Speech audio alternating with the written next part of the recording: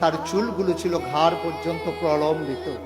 তিনি কখনো বা চুলের মাঝে যখন তৈল দিয়ে আঁচড়াতেন, কোকড়ানো চুলগুলো যখন ঢেউ খেলতো, অবাক বিস্ময়ে সাহাবারা তাকিয়ে দেখতেন, মনে হতো মৃদুমন্দ ঢেউ দেখা যায়।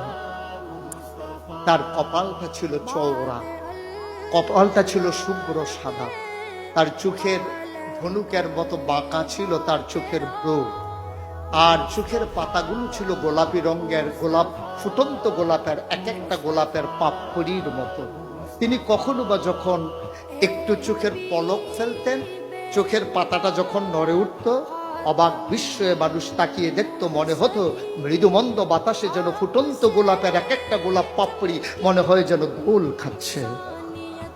তার চোখের সাদা অংশ ছিল রক্তিমাভ সাদা, কালো অংশ ছিল তার কৃষ্ণ কালো।